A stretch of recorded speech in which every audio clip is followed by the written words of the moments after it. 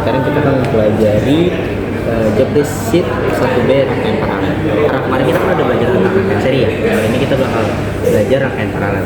Nah, di sini ada rangkaian paralel yang ada tegangan baterainya sekitar 12 volt, terus masing-masing resistornya ada 3 resistor di sini. Resistor pertama 6 ohm, resistor kedua 12 ohm, resistor ketiga 4 ohm.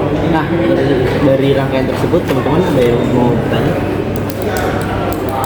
Bedanya sebenarnya apa sih sama rangkaian yang sebelumnya? Itu kan kita belajar yang seri kan. Terus perbedaannya sama yang ini tuh apa?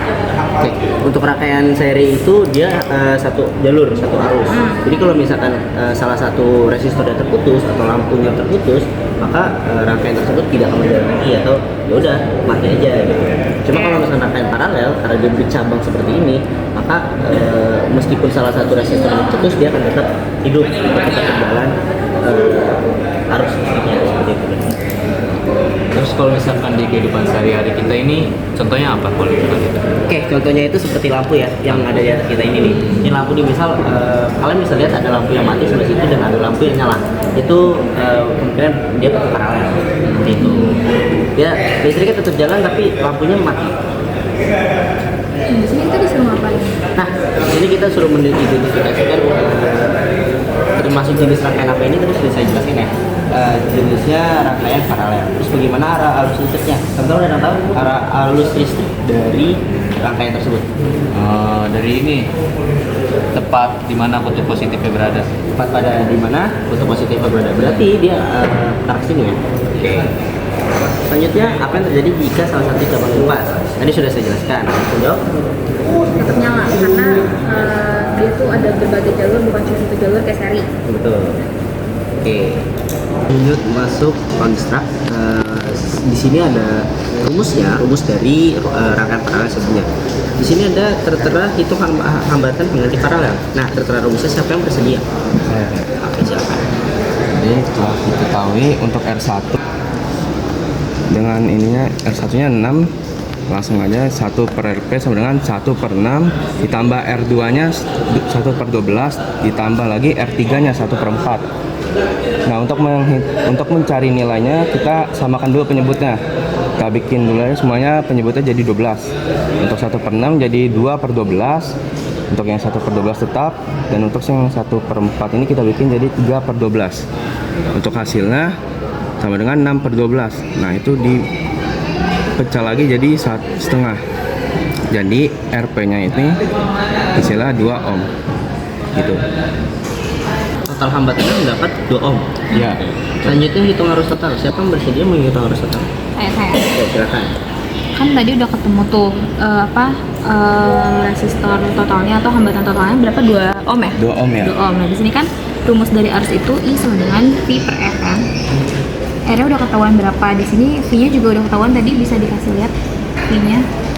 Nah, berarti tinggal dimasukin aja ke rumusnya, dimana 12, terus tadi R-nya udah ketahuan 2 ohm, berarti 12 dibagi 2 sama dengan 6 ampere. Oke. Selanjutnya temukan arus pada masing-masing cabang. Nah, jadi di situ teman-teman karena cabang itu dan rambatannya beda-beda, kita akan hitung. Karena tadi di sini arus sama dengan volt dibagi dengan hambatan.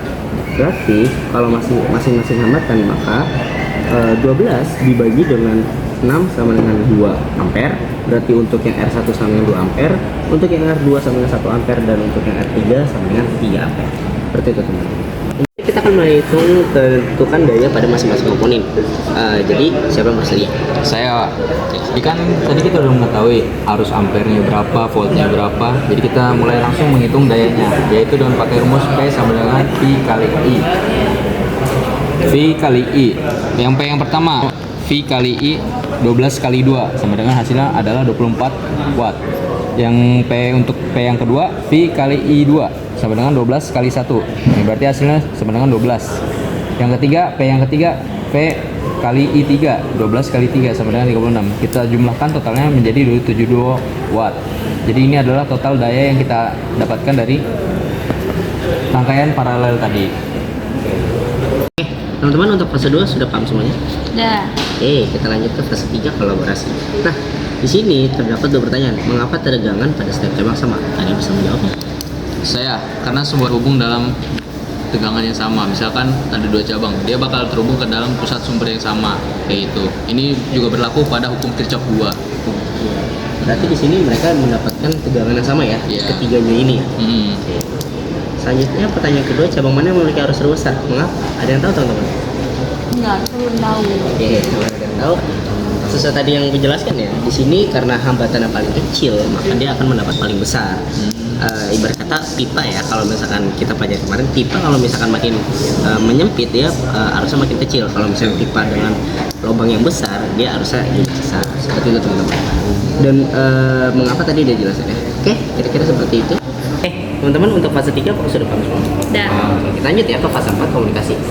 Di sini tertera untuk kesimpulan. Nah, siapa yang bersedia untuk membacakan kesimpulan? Saya. Silakan kesimpulan. Kesimpulannya, rangkaian paralel memiliki tegangan yang sama pada setiap cabangnya. Arusnya terbagi sesuai besar hambatan, serta hambatan total lebih kecil daripada hambatan yang terkecil. Oke, selanjutnya kita memasuki refleksi mendalam ya. Selanjutnya ini ada apa konsep yang baru kita pahami ya? Siapa? kalau aku sendiri sih dipahamin dari pelajaran sebelumnya itu kan seri ya. Seri itu dimana kalau seri itu yang sama itu arusnya tegangannya beda. Tapi kalau di paralel ini itu tuh dia konsep barunya itu arusnya yang beda tapi tegangannya sama. Jadi dia tuh kebalikan dari si rangkaian seri. Oh, gitu. Itu konsep yang baru aku pahamin ya. Oke, selanjutnya kira-kira nih dalam diskusi ini apa saja yang kalian alami kesulitan? Kalau menurut saya sih kesulitan yang pertama itu terkait cara menjumlahkan pecahannya ya. Pertama karena ini rangkaian paralel banyak juga dalam pecahannya. Terus juga dalam menghitung total jumlah arus dan jumlah voltnya gitu. Terus bagaimana cara kita untuk mengatasinya? Mungkin dengan cara yang pertama kalau terkait jumlah kita bisa menyamakan penyebutnya. Karena dengan menyamakan penyebutnya kita bakal lebih mudah untuk mengerjakannya dan hasilnya kita tahu berapa jumlah voltnya, berapa jumlah ampernya, berapa jumlah dayanya gitu.